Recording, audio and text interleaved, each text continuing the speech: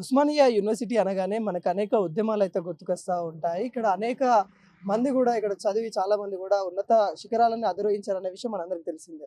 అలాంటి ఉస్మానియా యూనివర్సిటీకి 100 చరిత్రల ఉంది గూడా మనందరికి తెలుసు. ఆ అభివృద్ధిలో కార్యక్రమంలో దీన్ని ఉస్మానియా యూనివర్సిటీని అభివృద్ధి చేయడానికి సీఎం రేవంత్ రెడ్డి గూడా మరి పర్యటించబోతా ఉన్నారు. వీటిపైన విద్యార్థి నేతలు ఏమనుకుంటా ఉన్నారు అని తెలుసుకుందాము. గతంలో గూడా ఇక్కడికి సీఎం రేవంత్ రెడ్డి రావడం అయితే జరిగింది.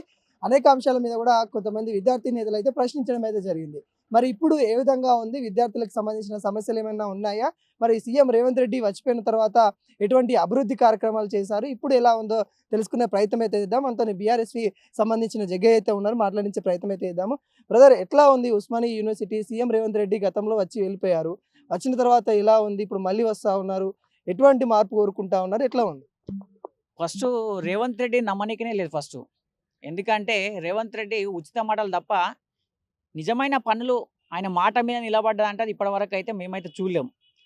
ఎందుకంటే ఈ రాష్ట్రంలో కాంగ్రెస్ ఫెస్ట్ మేనిఫెస్టోలో ప్రకారం కాంగ్రెస్ ఫెస్ట్ రానికే రాష్ట్రంలో ఉన్నటువంటి ప్రజలకు 6 గ్యారెంటీలు 42 హామీలు ఇచ్చిండు.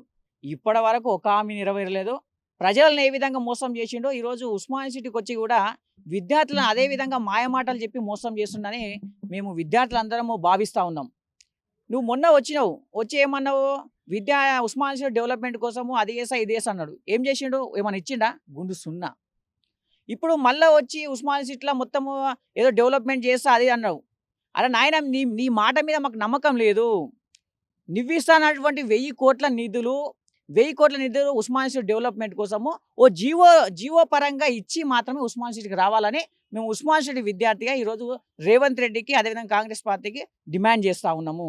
ఎందుకంటే నువ్వు 6 గ్యారెంటీ అమలు చేసి ఉంటే ఇప్పటివరకు 2 సంవత్సరాల కాలంలో, అదేవిధంగా సంవత్సరానికి 2 లక్షల ఉద్యోగాలు ఇస్తున్నావు. ఇప్పటివరకు ఒక ఉద్యోగ నోటిఫికేషన్ వేయలేవే. గత ప్రభుత్వంలో వేసినటువంటి 50,000 నోటిఫికేషన్కు ఈరోజు నీ ప్రభుత్వం వచ్చిన తర్వాత నియామక పత్రాలు ఇచ్చి నేనిచ్చిన అని చెప్పుకుంటే, ఎవరికో పుట్టిన బిడ్డ నా బిడ్డ అని చెప్పుకుంటే సిగ్గుచేటరా నాయన. సమాజం ఒప్పుకోదు. నీ ప్రభుత్వంలో ఈరోజు 2 సంవత్సరాల కాలంలో 6,000 ఉద్యోగాలకు నోటిఫికేషన్ ఇచ్చినావు. కాబట్టి మీ మీద మాకు నమ్మకం లేదు. మీరు ఇస్తున్నటువంటి ఉస్మానియా యూనివర్సిటీ డెవలప్మెంట్ కోసం 1000 కోట్ల నిధుల యొక్క జీవో విడుదల చేసి మాత్రమే ఉస్మానియా సిటీకి రావాలి. అదేవిధంగా సంవత్సరానికి 2 లక్షల ఉద్యోగ నోటిఫికేషన్ ఇస్తున్నావు. ఆ ఉద్యోగ నోటిఫికేషన్ సంబంధించినటువంటి జాబ్ క్యాలెండర్ ప్రకారం ఈరోజు సంవత్సర కాలం అయింది. ప్రథమ వర్ధంతి అయిపోయింది. నీవు ఇచ్చినటువంటి జాబ్ క్యాలెండర్ ప్రథమ వర్ధంతి కంప్లీట్ అయిపోయింది. ఇప్పటి వరకు జాబ్ క్యాలెండర్ ప్రకారం ఒక్క నోటిఫికేషన్ వేయలేవే. నువ్వు ఇస్తున్నటువంటి 2 లక్షల ఉద్యోగ నోటిఫికేషన్ ఇప్పటి వరకు ఇవ్వలేవు. కాబట్టి నీ మీద నమ్మకం లేదు. వెంటనే సంవత్సర కాలంలో 2 లక్షల ఉద్యోగ నోటిఫికేషన్ అన్నావు. కాబట్టి ఆ ఉద్యోగ నోటిఫికేషన్ సంబంధించినటువంటి ఒక శ్వేతపత్రాన్ని, ఉద్యోగ ప్రకటన చేసిన తర్వాత మాత్రమే ఉస్మానియా సిటీకి రావాలని ఒక ఉస్మానియా సిటీ విద్యార్థి ఈరోజు రేవంత్ రెడ్డి హెచ్చరించడం జరుగుతుంది.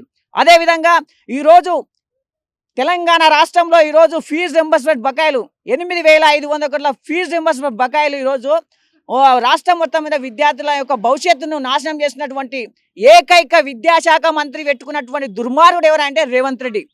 2 సంవత్సరాల కాలంలో 8,500 కోట్ల ఫీజు రింబర్స్ బకాయిలు, స్కాలర్షిప్ ఈరోజు పెండింగ్ పెడితే ఒక విద్యార్థి చదువుకోవాలంటే, మధ్యవర్తి విద్యార్థి ఈరోజు ఎస్సీ, ఎస్టీ, బీసీ, మైనార్టీ విద్యార్థి చదువుకోవాలంటే ఓ ఫీజు రింబర్స్మెంట్ ఇస్తేనే ఒక విద్యార్థి అనేది చదువుకుంటాడు. ఇప్పుడు చదువుకు దూరం చేస్తూ ఈరోజు అకాడమిక్ ఇయర్ కంప్లీట్ అయిపోయినా కూడా ఈరోజు సర్టిఫికేట్లు ఇస్తలేరు. ఒక్కొక్క కాలేజీలలో, ఇన్స్టిట్యూట్లలో సర్టిఫికేట్ ఇవ్వక ఈరోజు జాబ్ వచ్చి కూడా ఈరోజు ఫీజు రింబర్స్మెంట్ బకాయిలు నువ్వు విడుదల చేయక, ఫీజు కట్టుకోలేక, స్తోమత లేక ఈరోజు జాబ్ కూడా కోల్పోతా ఉన్నారు ఈరోజు విద్యార్థులు. అంటే ఒక విద్యాశాఖ మంత్రిని దగ్గర పెట్టుకొని ఈరోజు విద్యార్థులను పొట్టున కొట్టినటువంటి ఏకైక వ్యక్తివి రేవంత్ రెడ్డి.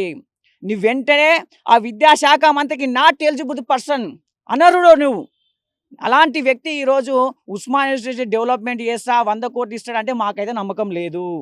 అంటే గతంలో కూడా వచ్చి వెళ్ళారు. ఆ సమయంలో కూడా మొత్తము ఉస్మానియా యూనివర్సిటీకి సంఖ్యలు వేసారన్న విధానాన్ని కూడా చూసాము. మరి ఈసారి ఏ విధంగా ఏర్పాట్లు కనిపిస్తూ ఉన్నాయి? మళ్ళీ మీకేమన్నా లెటర్స్ కానీ మన ఇచ్చే ప్రయత్నాలు ఎవరైనా చేశారా? ఎట్లా ఉంది? ఇగో ఉస్మానియా యూనివర్సిటీలా ప్రశ్నించొద్దని ఇదే కాంగ్రెస్ పార్టీ రేవంత్ రెడ్డి తన యొక్క అనుచరుడైనటువంటి వీసీ గారితోనే ఉస్మానియా యూనివర్సిటీలో ధర్నాలు చేయొద్దంట, ఉస్మానియా యూనివర్సిటీలో మాట్లాడొద్దంట, ఉస్మానియా యూనివర్సిటీలో నిరసన తెలిపొద్దంట అని ఒక సర్క్యులర్ జారీ చేసిండు. అంటే ఈ సర్కిల్ అనేది ఎవరి కనుసరణలో వచ్చింది? రేవంత్ రెడ్డి యొక్క కనుసరణలో ఇవ్వడం. అంటే ఉస్మానియా యూనివర్సిటీకి, ఈ 100 ఏళ్ల ఉస్మానియా యూనివర్సిటీకి ఇక్కడ ఏమంటే వందే మాతరం ఉద్యమం జరిగింది ఇక్కడ. ఎలాంటి సర్క్యులర్ రాలేదే. అదేవిధంగా ఇక్కడ మలిదేశ తొలి తెలంగాణ ఉద్యమం జరిగింది. ఎప్పుడు ఎలాంటి సర్క్యులర్ రాలే. ఇక్కడ రాడికల్ ప్రోగ్రామ్ జరిగినాయి. ఎప్పుడు ఎలాంటి సర్క్యులర్ రాలేదే. కానీ ఈ కాంగ్రెస్ పార్టీ వచ్చిన తర్వాత ఈరోజు ఇక్కడ ధర్నాలు చేయొద్దని, ఇక్కడ నిరసన తెలియజేయదని, ఇక్కడ దిష్టిబొమ్మలు తలగేయదని, ప్రభుత్వాన్ని ప్రశ్నించోదని ఈరోజు సర్క్యులర్ జారీ చేసిందంటే నువ్వు అర్థం చేసుకో. ఇక్కడ ఎంత నియంత్రితంగా ఈరోజు విద్యార్థులను అణగదొక్కాలని చూస్తున్నటువంటి ఈ కాంగ్రెస్ పార్టీకి ఒకటి గుర్తుపెట్టుకోండి, ఈ భారతదేశంలోనే, ఈ ప్రపంచంలోనే ఎక్కడ ఏ అన్యాయం జరిగినా, ఎక్కడ ఏం జరిగినా మొట్టమొదటగా స్పందించేది ఉస్మానియా యూనివర్సిటీ విద్యార్థి.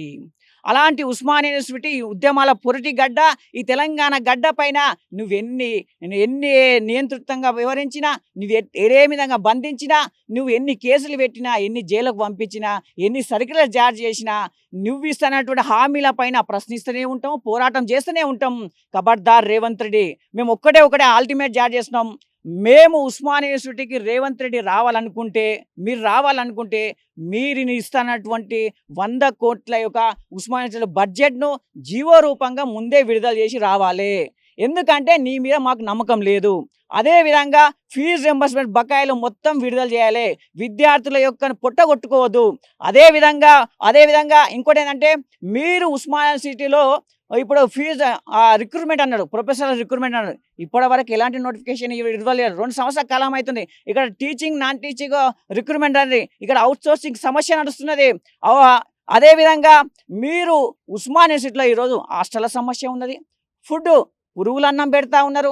నాయనమైన ఫుడ్ మీద హామీ జరగాలి. ఇక్కడ వాటర్ సమస్య జరుగుతూ ఉంది. ఇక్కడ హాస్టల్ వసతులు చక్కగా లేక ఈరోజు పరిశుభ్రమైనటువంటి హాస్టల్ లేక ఈరోజు విద్యార్థులు ఇబ్బంది పడుతూ ఉన్నారు.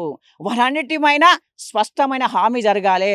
అదేవిధంగా ఈరోజు మేము ఒక్కటే డిమాండ్ చేస్తూ ఉన్నాం, మీరు ఇక్కడ ఉన్నటువంటి ప్రతి విద్యార్థికి, ఉస్మానియా చదివే ప్రతి విద్యార్థికి, అదేవిధంగా పిహెచ్డి చదివే విద్యార్థికి ఉచిత భోజన సౌకర్యం కల్పించాలి. ఎలాంటి ఫీజు లేకుండా ఉచిత భోజన సౌకర్యం కల్పించాలని ఒక ఉస్మానియా విద్యార్థిగా డిమాండ్ చేస్తున్నాం. అదేవిధంగా ఇంకోటి ఏంటంటే, ఇక్కడ ఉన్నటువంటి మెస్ బకాయిలను అన్నిటిని రద్దు చేయాలి. పిహెచ్డి చదివే ప్రతి విద్యార్థికి ఫెలోషిప్ను ఏర్పాటు చేయాలని మేము ఉస్మానియా విద్యార్థిగా ఈరోజు డిమాండ్ చేస్తున్నాం. ఈ యొక్క అన్నిటి డిమాండ్ల యొక్క శ్వేతపత్రం విడుదల చేసి జీవో రూపంగా వస్తే మాత్రమే మేము రాణిస్తాం. లేని పక్షంలో ఎక్కడెక్కడ అడ్డుకుంటామని ఒక ఉస్మానియా డిమాండ్ చేస్తాం. ఖబర్దార్ రేవంత్ రెడ్డి.